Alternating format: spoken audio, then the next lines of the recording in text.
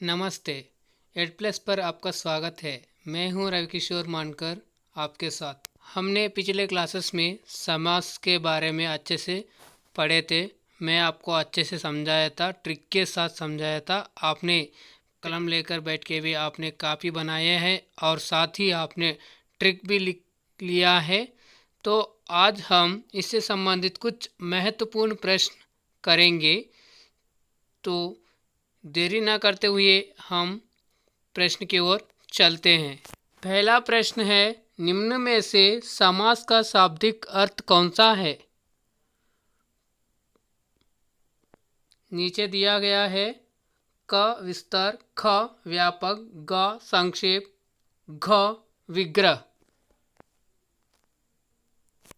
इसका उत्तर है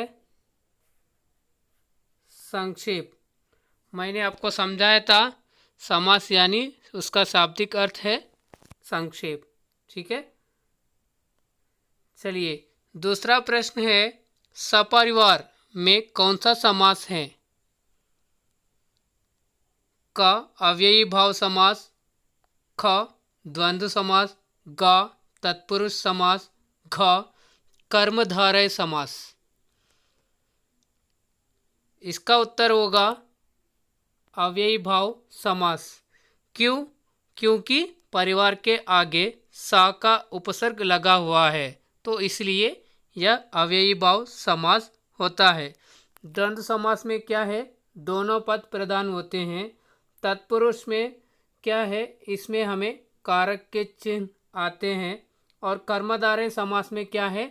इसमें हमें विशेषण विशेष का संबंध तथा उपमा उपमेय के संबंध बताता है।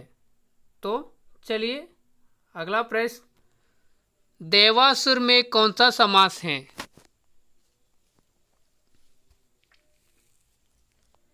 क द्विगु समास, ख कर्मधारय समास, ग अव्ययी भाव समास, घ द्वंद्व समास। यहाँ पर ज़्यादातर विद्यार्थी फंसते हैं क्योंकि देवासुर, यहाँ पर विलोम की बात हो रही है, देव और असुर। आपको ये समझ में आ गया होगा। अभी बताइए इसका उत्तर क्या है? कमेंट करते रहिए। आप साथ ही कापी कलम लेकर बैठिए, साथ ही आप भी अपने मार्क्स को लिखते जाइए। तो इसका सही उत्तर है द्वंद्व समास। हमने अच्छे से ट्रिक के साथ आपको समझाया था।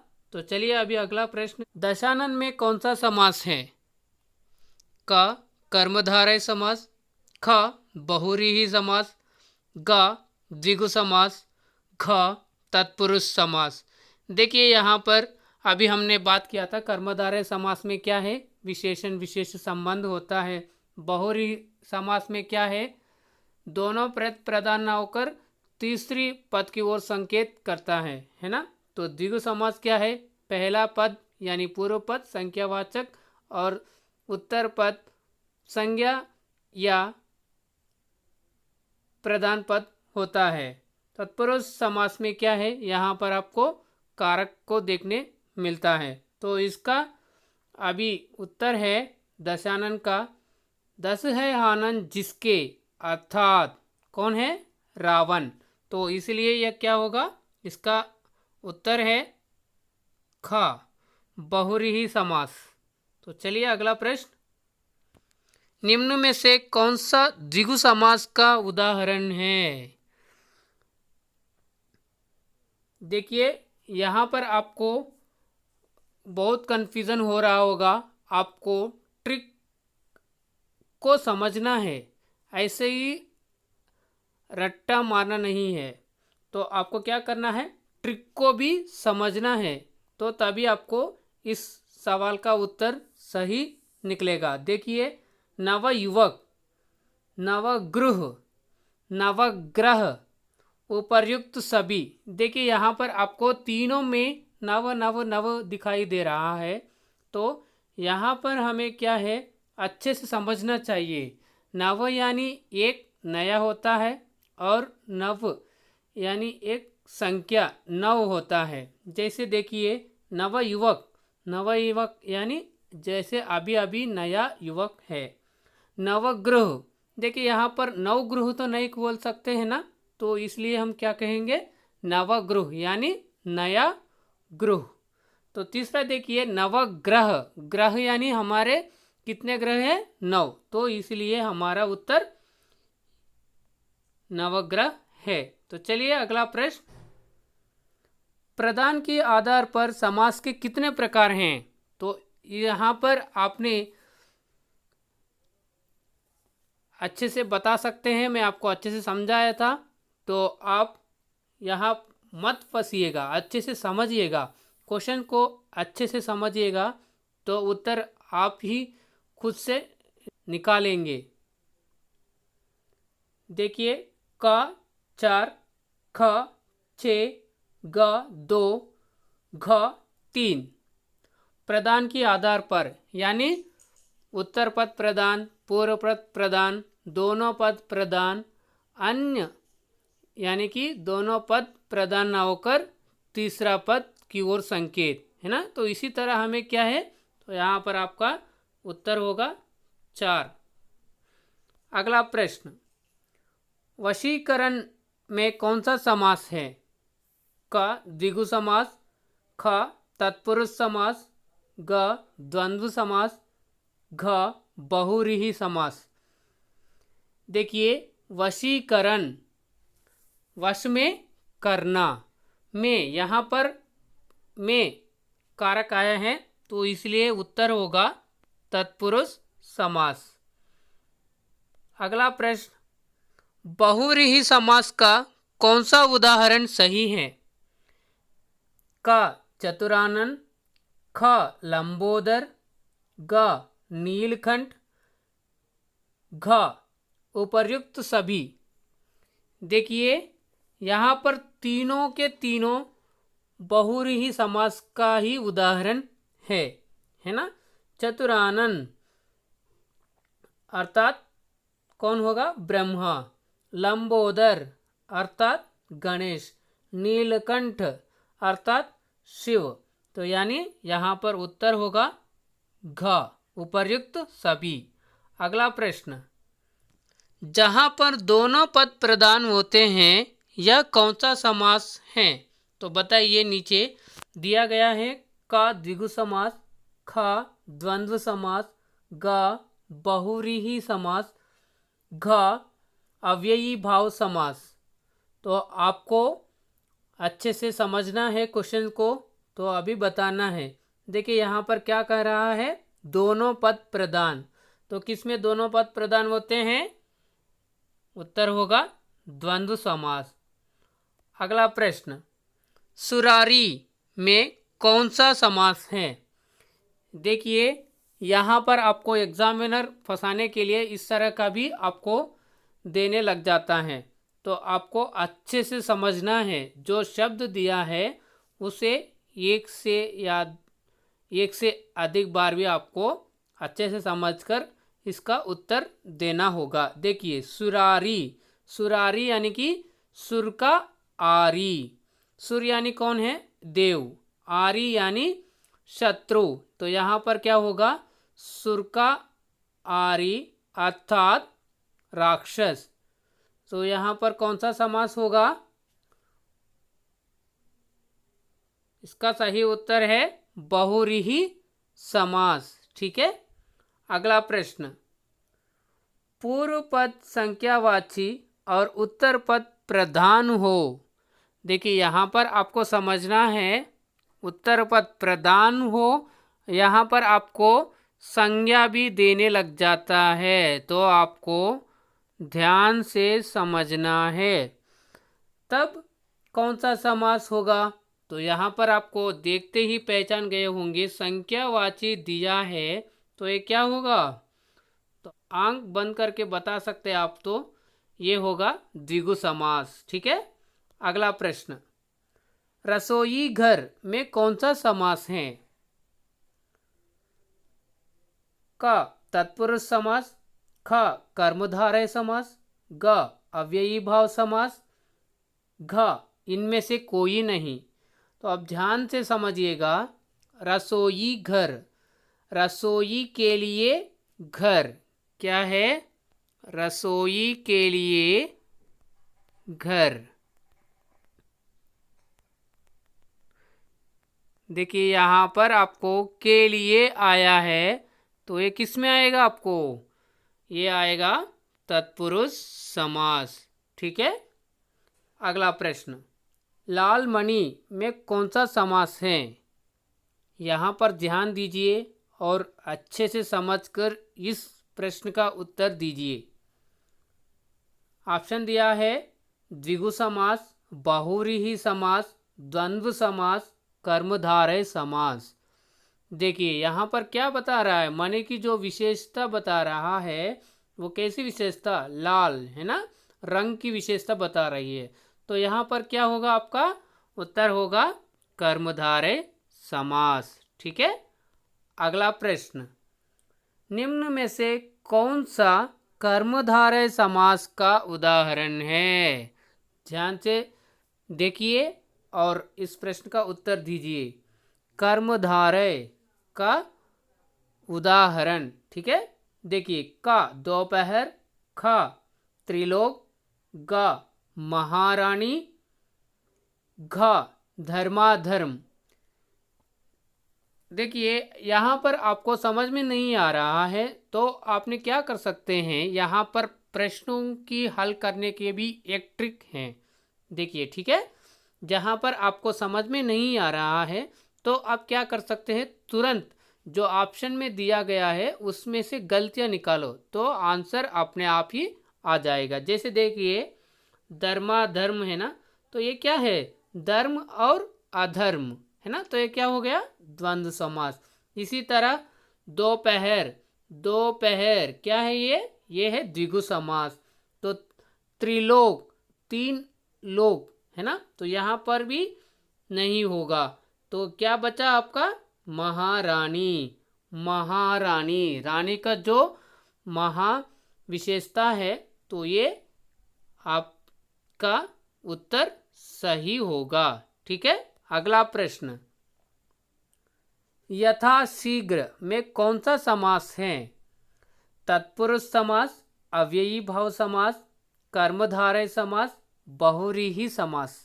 आपको पूर्व पद में यथा दिखाई दे रहा है, तो यहाँ पर ही आप अपना ट्रिक लगाकर क्या कर सकते हैं, इस प्रश्न का उत्तर निकाल सकते हैं। इस प्रश्न का उत्तर होगा अव्ययी भाव समास। ठीक है। अगला प्रश्न, कर्महीन में कौन सा समास है? क बहुव्रीहि समास, ख कर्मधारय समास, ग अव्ययी भाव समास, घ तत्पुरुष समास। ध्यान से देखिए और आप समझिएगा तो बाद में ही आप इस सवाल का उत्तर दीजिए।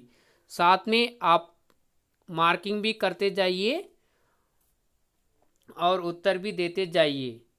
तो इस सवाल का सही जवाब है डी, यानी घा तत्पुरुष समास। ये कैसे? कर्महीन, कर्म से हीन। क्या होगा? कर्म से हीन। तो यहाँ पर क्या है? ये ही से है, तो ये क्या है?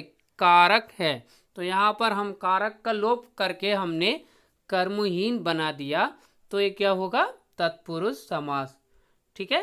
अगला प्रश्न, कौन सा समास में उत्तर पद प्रधान होता है? ध्यान से सुनिएगा, ध्यान से देखिए।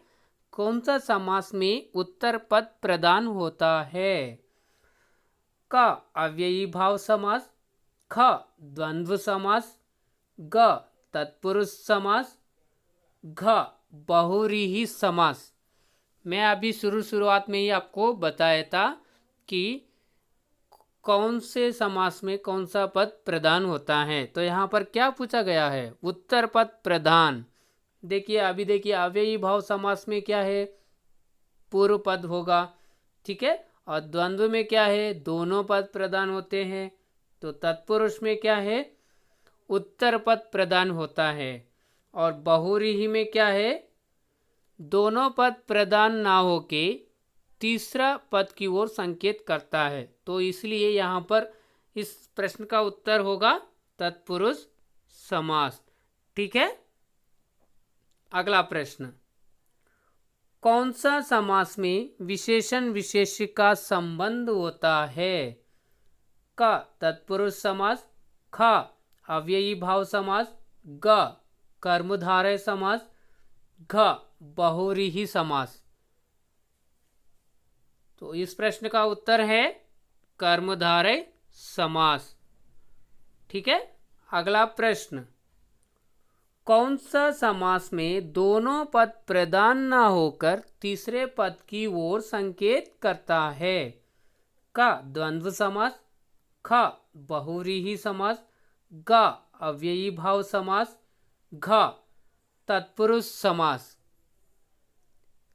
देखिए, दोनों पद प्रधान न होकर तीसरे पद की वो संकेत, यानी देखिए यहाँ पर ऑप्शन में द्वंद्व में तो दोनों पद प्रधान होते हैं, बहुव्रीहि में ये ऐसा नहीं होता, अव्ययी भाव में पहला पद, तत्पुरुष में उत्तर पद। तो इस सवाल का सही जवाब ख बहुव्रीहि समास होगा। ठीक है। अगला प्रश्न, आप बीती में कौन सा समास है? क कर्मधारय समास, ख द्विगु समास, ग तत्पुरुष समास, घ बहुव्रीहि समास। देखिए, आप पर बीती है ना, जब हम इसका विग्रह करेंगे तो ये क्या होगा? आप पर बीती। तो ये पर है तो क्या है? ये कारक है, तो इसीलिए क्या होगा? ये तत्पुरुष समास। इसका सही उत्तर है ग तत्पुरुष समास। तो यही से हमारा ये प्रश्नोत्तरी खत्म होता है। तो आप बताइए, आपको 20 में से कितने अंक आए हैं? तो आप इसे कमेंट में बताइए। कुल मिलाकर बात यह है, move forward with positive vibrations. ठीक है।